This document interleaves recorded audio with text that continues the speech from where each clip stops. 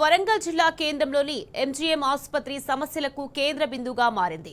హాస్పిటల్కు వచ్చే రోగులకు సరైన వైద్యం అందక పరిస్థితి నెలకొంది. పిల్లల వార్డులో అయితే పరిస్థితి మరీ అధ్వానంగా ఉంది. సీజనల్ వ్యాధులు విజృంభించడంతో ఓపీ పెరిగింది. బెడ్ల కొరత నేపథ్యంలో ఒకే బెడ్పై ఇద్దరేసి రోగులకు వైద్యం అందిస్తున్నారు. ఇక సరిపడా ఆక్సిజన్ సిలిండర్లు లేక రోగులు తీవ్ర ఇబ్బందులు పడుతున్నారు. ఒకే సిలిండర్ను ఇద్దరు ముగ్గురు రోగులకు వాడుతున్నారు. వైద్య పరీక్షలకు పేషెంట్లను తరలించడంలో సిబ్బంది నిర్లక్ష్యం కొట్టొచ్చినట్టు కనిపిస్తోంది. కేర్ టేకర్ లేకపోవడంతో కుటుంబ సభ్యులే ఇద్దరు చిన్నారులను ఆక్సిజన్ సిలిండర్తో తరలిస్తున్న దృశ్యం దవాఖానాల దయనీయ పరిస్థితులకు అద్దం పడుతోంది.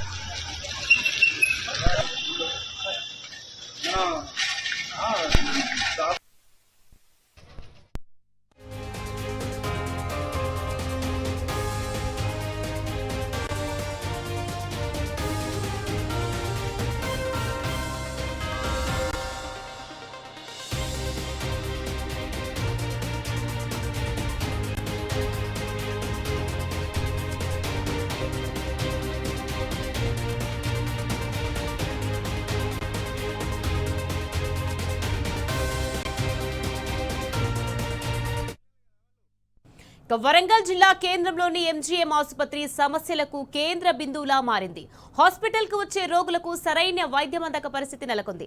రైట్, ఇదే విషయానికి సంబంధించి మరింత సమాచారాన్ని మా ప్రతినిధి రవికాంత్ ఫోన్ లైన్లో అందించేందుకు సిద్ధంగా ఉన్నారు. రవికాంత్, చెప్పండి, రేవంత్ పాలనలో సమస్యలకు కేంద్ర బిందువుగా వరంగల్ ఎంజీఎం ఆసుపత్రి మారింది. సరిపడా ఆక్సిజన్ సిలిండర్స్ లేక రోగులు యాతన పడుతున్నారు. దీనికి సంబంధించి అప్డేట్స్ ఏంటి రవికాంత్?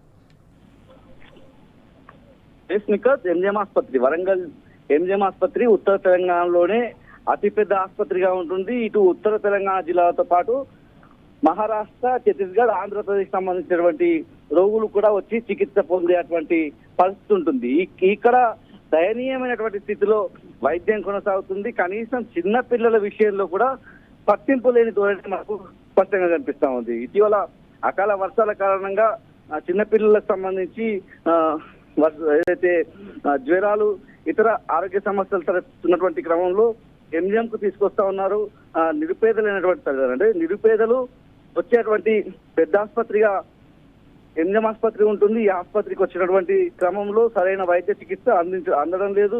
దానికి తోడు ఆక్సిజన్ కొరత కారణంగా ఇద్దరు చిన్నపిల్లలకు ఒకే సిలిండర్ ను వాడినటువంటి దృశ్యాలు ఇవాళ అక్కడ హాస్పిటల్ యొక్క దయనీయ స్థితికి, అక్కడ ఉన్నటువంటి ఎంజిఎం పాలక వర్గానికి సంబంధించినటువంటి తీరుతెన్నులకు, రాష్ట్ర ప్రభుత్వం ఎంజిఎం మీద ఉన్నటువంటి శ్రద్ధకు, ఇక్కడ ఉన్నటువంటి వరంగల్ జిల్లా మంత్రులకు, ఇక్కడ ఉన్నటువంటి ప్రజాప్రతినిధుల పరిపాలన తీరుకు వాళ్ళ శ్రద్ధ ఎలా ఉందనే దానికి ఒక నిదర్శనంగా మారిన పరిస్థితి మనకు కనిపిస్తా ఉంది. పూర్తి స్థాయిలో ఒక బాధ్యతారహితమైనటువంటి విధానం కూడా అక్కడ మనకు కనిపిస్తా ఉంది. 3 రోజుల క్రితం మహబూబాబాద్ జిల్లా డోర్నకల్ మండలం గొర్లచెర్లకు చెందినటువంటి రమణ తన కుమారుడు, అంటే 3 రోజుల వయసున్న బాబును ఏదైతే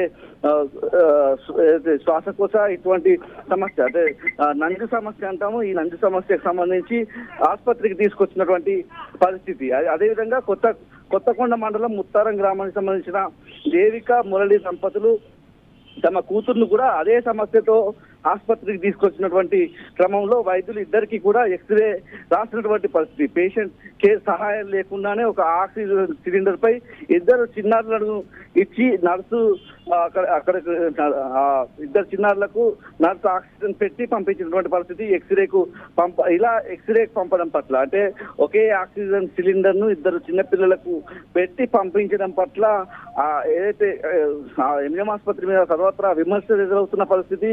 ఆసుపత్రికి వచ్చే చిన్న పిల్లల తల్లిదండ్రులు కూడా దీన్ని చూసి ఆగ్రహం వ్యక్తం చేస్తున్నటువంటి పరిస్థితి. ఎందుకంటే 2-3 రోజుల నుంచి వాతావరణం అంతా చల్లగా ఉంటుంది. ఉమ్మడి వరంగల్ జిల్లాకు సంబంధించి వర్షాలు నమోదవుతున్నటువంటి క్రమంలో చిన్నపిల్లల్లో శ్వాసకోశ సమస్యలు, ఈ జ్వరం, ఇతర ఆరోగ్య సమస్యలు వస్తూ ఉన్నటువంటి క్రమంలో ఎంజిఎం ఆసుపత్రికి వచ్చేటువంటి పిల్లలే కావచ్చు, రోగుల పట్ల ఇంత నిర్లక్ష్యంగా ఉండడాన్ని సర్వత్రా విమర్శలు అయితే ఎదుర్కొంటున్నారు. గతంలో కూడా అనేక సమస్యలు అయితే ఆక్సిజన్ సిలిండర్లు పెట్టుకొని ఆసుపత్రి ఆవరణలో నిల్చోవడము, ఏదైతే బెడ్ల కొరత కారణంగా పూర్తి స్థాయిలో ఏదైతే సెలైన్ బాటిల్ పెట్టుకొని బెడ్లలో కాకుండా కింద కూర్చున్నటువంటి రోగులను చూసాము. గతంలో ఒక చిన్నారిని 3 ఏళ్ల చిన్నారిని అయితే పూర్తిగా మొండె మాత్రమే కనిపించే విధంగా పూర్తి స్థాయిలో ఆ చిన్నారిని పీక్కెళ్ళినటువంటి కుక్కల ఘటనలు చూసాం. ఈ విధంగా ప్రతి 2-3 నెలలకు ఒకసారి, నెలకు ఒకసారి ఇలా ఏదో ఒక సమస్య ఎంజిఎం ఆసుపత్రిలో మనకు ఉత్పన్నం అవుతా ఉంది. ఇవాళ ఎదురైనటువంటి సమస్య కూడా అంటే గతంలో కూడా ఒక 2 నెలల క్రితము ఒక రక్తానికి సంబంధించినటువంటి అంటే ఒక బ్లడ్ గ్రూప్ సంబంధించినటువంటి మహిళకు మరో బ్లడ్ గ్రూప్ ఎక్కించడం ద్వారా ఆమె ఆరోగ్య పరిస్థితి అంతా కూడా కఠినంగా మారింది. పరిస్థితి విషమంగా మారినటువంటి పరిస్థితుల్లో ఆ మహిళను రిఫరెన్స్ చేయడం, ఇలా పూర్తి స్థాయిలో ఎంజిఎం ఆసుపత్రిలో ఉన్నటువంటి వైద్య సిబ్బంది నిర్లక్ష్యంగానే పనిచేస్తున్నారని మనం అర్థం చేసుకోవాల్సి ఉంటుంది. దానికి తాజా ఉదాహరణగా ఈ చిన్న పిల్లలిద్దరికీ కూడా ఒకే ఆక్సిజన్ పెట్టడం ఒక అర్థం పడుతున్నటువంటి పరిస్థితిగా మనం చూస్తా ఉన్నాం. రవికాంత్ చెప్పండి, అంటే సీజనల్ వ్యాధులు విజృంభిస్తున్న నేపథ్యంలో అంటే డాక్టర్స్ ముందస్తుగా ఎలాంటి జాగ్రత్తలు తీసుకోకుండా అంటే ఇంత నిర్లక్ష్యంగా చేయడానికి కారణం ఏంటంటారు రవికాంత్?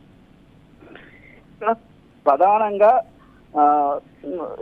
ఆక్సిజన్ కావచ్చు, మందుల కొరత స్పష్టంగా కనిపిస్తా ఉంది. సిబ్బంది ఎక్కడో హైదరాబాద్ నుంచి వచ్చే వాళ్ళు ఉంటారు, వాళ్ళు ఆసుపత్రికి రాలేని సందర్భం కనిపిస్తా ఉంది. ఇటీవల కాలంలో సూపరింటెండెంట్లను మారుతున్నా కూడా పరిస్థితిలో ఎటువంటి మార్పు రావడం లేదు. అంటే ఈ ఆసుపత్రిలో పనిచేస్తున్నటువంటి వైద్యులు తమ సొంత ఆసుపత్రులను నడిపిస్తూ తమ విధులకు కూడా హాజరయ్యే పరిస్థితి లేదు. ఇంత నిర్లక్ష్యంగా పనిచేసినప్పుడు కింది స్థాయి సిబ్బంది కూడా ఆ విధంగానే ఉంటున్నారు. ఒక ఆర్ఎంఓ పనిచేస్తే మరో ఆర్ఎంఓ సేవల్లో ఉన్నటువంటి సందర్భము. మళ్ళీ వీళ్ళ వైపు నుంచి రాజకీయ ఒత్తిళ్లు ఇవన్నీ కూడా మనకు ఉన్నట్టుగా అర్థమవుతా ఉన్నాయి. పూర్తి స్థాయిలో ఎంజిఎంకి వచ్చేటువంటి రోగి ప్రాణాలకి వాళ్ళ గ్యారంటీ లేనటువంటి సందర్భం మనకు స్పష్టంగా కనిపిస్తా ఉంది. వర్షాకాలం వస్తుందంటే, ఇలా సీజనల్ వ్యాధులు వస్తున్నాయంటే భయపడి వణికిపోయే సందర్భమే మనకు ఎంజిఎంకి వచ్చేటువంటి రోగుల వైపు నుంచి కనిపిస్తా ఉంది. Right, thank you Ravikanth.